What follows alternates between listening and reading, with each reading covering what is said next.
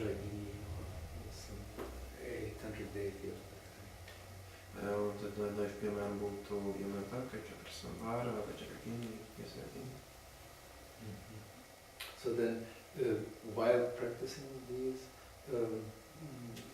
paths, then we use Dordje Khadro to purify like impurities in our conduct and breaking of tantric vows, and which are very easy to break, almost impossible not to break. Un, ja mēs prakticējam šīs līnijas, tad mēs lietojam Dordje Khadro praksi, attīrīt mūsu pārkāpumus, svētīt pārkāpumus, kurus ir gandrīz neiespējami nepārkāpt. And which also allow us to purify things that we maybe even we have difficulties to see as grave mistakes. Un tas ļauj mums arī attīrīt to, ko mēs pat neuzskatītu, ko mums ir grūtības saskatīt par pārkāpumu. Which is the incorrect pronunciation of mantras. Piemēram, ir nepareizi mantra izruna. Especially if we do for a couple of months, we do a retreat and we recite these mantras tens of thousands of hundreds of thousands of times. Tas jau sevišķi ir svarīgi, ja mēs mantras skaitam retrītā simtiem, desmitiem, tūkstošu reižu. And when this is said, it doesn't mean that this attitude is just to realize and to make greatest effort. And that it is that mantras are a very, very precious thing. Es to vienkārši, ka mums būtu jācenšas un jānovērtē tas, ka mantras ir ļoti lieliska un spēcīga lieta. So then Geshe-la Mantra proceeds in saying that if you envision a great retreat, the approach retreat, which may take like 3 years of a deity of like Vajrayagini or Shakasambhara or Tad Geshe-la Mantra turpina, ka ja jūs plānojat veikt kādu ilgstošu 3 gadu retreat, then in our Gelugpa tradition we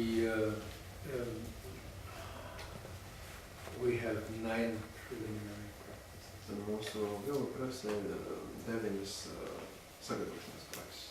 So this would start with the 100,000 prostrations. Tas sāktos ar 100,000 pakalnīšanu. Normally engaging in the practice of the 35 Buddhas. Kas parasti tiek veikta apvienojot 35 Buddha praksi. And then there will be 100,000 mandala offerings. Tad vēl būtu 100,000 mandala piedāvājumu. And 100,000 times praying, taking refuge. Un 100,000 patvērumu pieņemšanu.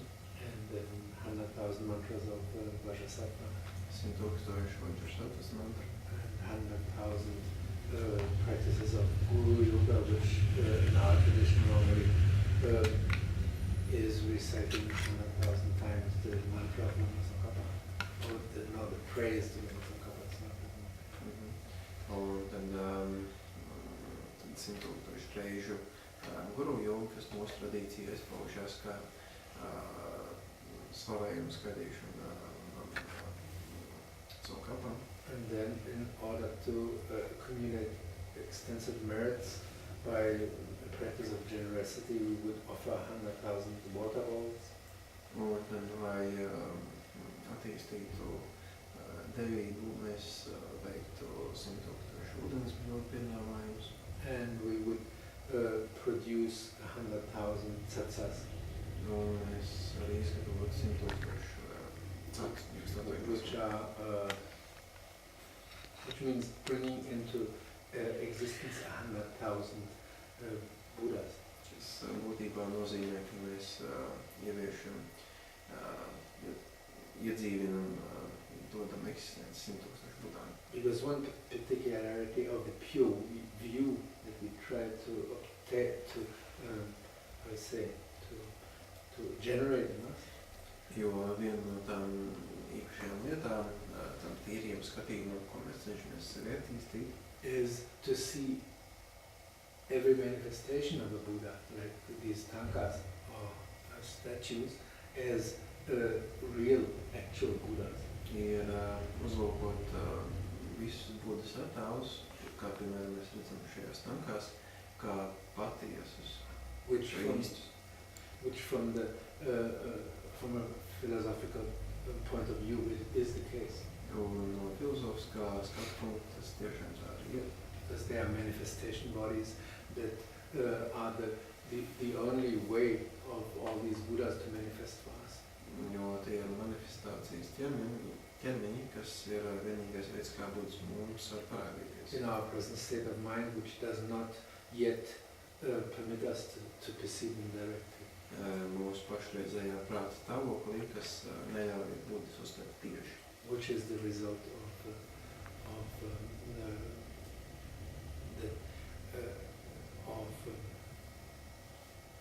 serious practice, if we do it correctly and sufficiently long. Un tieši mēs varam uztvert Buddhas tādā gadījumā, ja mēs nopietni un ilgstoši praktizējam. And then there would be 100,000 Dordže Khadro fire puja. Un tad būtu arī 100,000 Dordže Khadro ugunspuču. And also we can offer 100,000 tomas. Un mēs varam piedāvāt arī 100,000 tomas. Ritual offering eggs. Tas ir rituāla piedāvāšanas kūks. So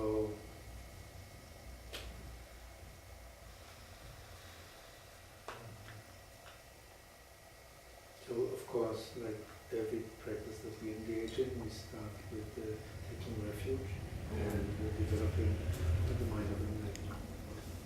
Kā tur praksi sākot, mēs vispirms runājam attiecīgi motivāciju un centrēsim uz prātu. So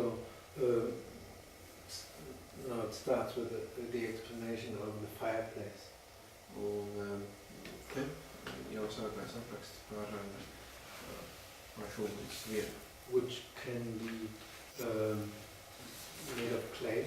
Tā var būt veidot no māla.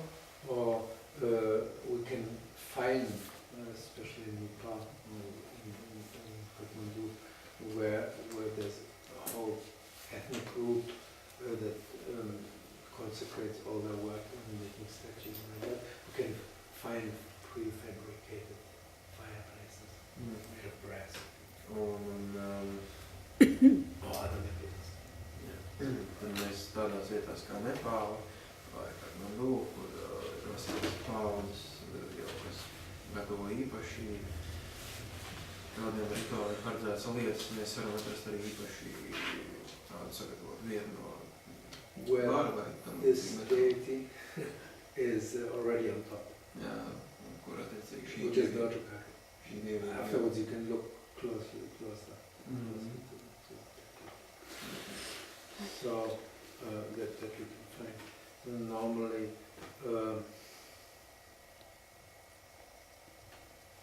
now if we don't have this and we don't have the time to do this, savukārt, ja mums tā nav vai arī mums nav laika tā darīt. And Kolka? Kolka. It reminds me of Walka. Walka is the place where Lama TONIJA did his years-long retreat that lasted many years. Tas vienkārši sasaucās ar vietu, kur sauc Volka, kur Lama TONIJA veica kādu ilgu retrītu. So then we can visualize that. Mēs varam to vizualizēt. The fire is indispensable, is necessary, but we can visualize all these particularities that we will describe. Uguni mēs nevaram aizstāt, bet viss pārējās detaļas, ko mēs tālāk atrastīsim, ir iespējams uzlasīt.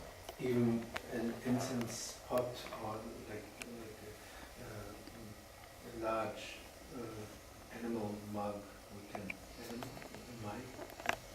Emai is what cooking pots are made of, metal and that with this kind of coating. This we can imagine that. Tad mēs varam vizualizēt arī tādas detaļas, kā piemēram vai malni, kas klāja